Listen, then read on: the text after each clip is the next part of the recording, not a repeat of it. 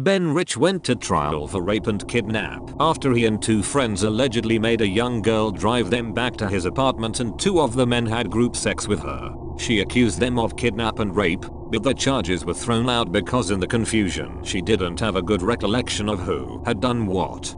She ended up getting Ben mixed up with the guy who was sleeping. Because of this, the charges were thrown out on a technicality.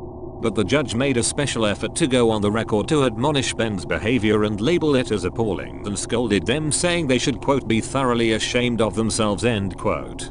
The alleged rape took place in Sandown, Isle of Wight. The trial was in Winchester and was reported in the Daily Echo, which is a Southampton newspaper, for reference. Many people have commented he's innocent because he was acquitted. Keep in mind that being acquitted is not the same as being innocent. The guilty don't always go to jail. Remember, O.J. Simpson was acquitted in his murder case too. And Jimmy Savile managed to successfully hide all his crimes from public view for his entire lifetime. Especially if a judge who's seen the rogues gallery of murderers and rapists feels compelled to make a special point to add to her report that she thinks what you did appalling and that you should be thoroughly ashamed. That doesn't sound to me like an endorsement of innocence. More like she is upset about a miscarriage of justice. Sometimes victims of traumatic events are incapacitated and cannot be good reliable witnesses since the events may have affected them in deep and profound ways. Some rape victims are also vulnerable and don't have the fortitude necessary to provide adequate evidence during the arduous and prolonged trial process to put their attackers away. In Ben's redressing of events on the Rouge V forum, he paints the entire episode as a quote false accusation. Straight from the get-go he lies though. He says the girl was in her mid-30s in his description to make her seem less vulnerable. The court records show she was 26 at the time and Ben would have been well aware of this fact, so he deliberately lied about that for some reason. He also neglects to include the judge's closing comments in his retelling, despite it being headline news. Ben even admits that when he was asked by the girl if she had refused his advances would he have raped her, he answered yes, and even admits that he told her he would have set her on fire as well. In his account he says it was a joke and that she was laughing. This is hard to believe, that a young woman alone with 3 strange men that she'd known for only a few hours would find a threat of rape and violent attempted murder by one of those men somehow amusing and humorous. Maybe Ben was wearing a SpongeBob mask on his face or something. Or else this is just Ben's doctored and warped account of the whole thing meant to make him sound innocent. Keep in mind we don't have her version of events, and that she felt strongly enough about this issue to press charges.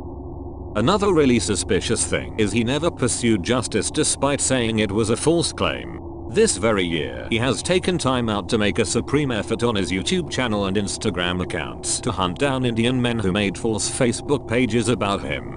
Does that sound like the type of guy who just says, oh, let's let bygones be bygones about a girl who made supposedly false rape claims about him? The case made him lose his job and ended up forcing him and his friend to have to move away from their hometown. Do you think if he was innocent, he'd allow someone to blacken his name at work, get him cuffed in public and have DNA taken from his knob, and then just say, yo, whatever dude, no biggie bro? He calls her a lying bitch, a cunt, an actor, and says she made his life hell, but somehow doesn't want any retribution. Yet, when some poor Indians make a Facebook page about him, he takes to Twitter, Instagram and YouTube to mete out justice to them. This guy has some strange priorities. In his writing, Ben again displays the same sociopathic ability to accurately monitor and manipulate people's emotions in his account. The mark of a sociopath is they don't have the same emotions such as empathy that we do. But they are very adept at mimicking these human emotions for their own benefit. He says in court he was very aware of the jury watching him and made sure to play up to them by deliberately refraining from looking smug when his lawyer made a good point. Instead, he says he took care to always wear a false look of concern at all times. It's presumed this is a fake look of concern because if it was real, why would someone mention having to deliberately portray this emotion to outsiders? Lastly, his own mother is most likely a woman who knows him better than anyone else in the world. Her first words to him after hearing of the accusation were, "Did you do it?" She knows her own son better than us, and her first thought was that he was guilty. Did you do it? Think of how your own mother would react with you on the phone if she heard about a rape charge. I doubt many of our mothers would greet us with, "Did you do it?" as literally the first words spoken on hearing of a rape charge. More like, "What the hell happened? Is there some crazy mix-up, son?" Many people will say this happened a long time ago. Yes, but Ben has demonstrated a very stable character. He has maintained the same goal throughout the decades. He has shown he will risk everything and devote all his resources to get vag. Anyways, in the interests of fairness, I've included a link to Ben's version of events in the description below if you want his first-hand account of what happened, as well as a link to the story in the Daily Echo. Check it out and tell me what you think.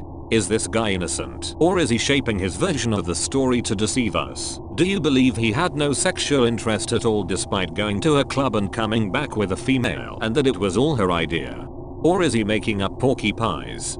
Let me know what you think in the comments below. And thanks for the new subscribers like Marielle NVT and Cursed Life. We blew past 400 a couple of days ago. The comments as usual have been entertaining. Fran S, for example, says, "It's damn hard to swallow your red pills, but you definitely made me go through the rabbit hole. Cheers, mate." Dimmy's Vlogs asks, "How about some info on Tim K? He creeps me out. Besides that, I don't like him." Tim K wishes us luck, saying this account will be closed soon. And finally, Daddy Fassax says, "Dare I say it, your investigations seem to be far superior to those of old Harold Balders. LOL."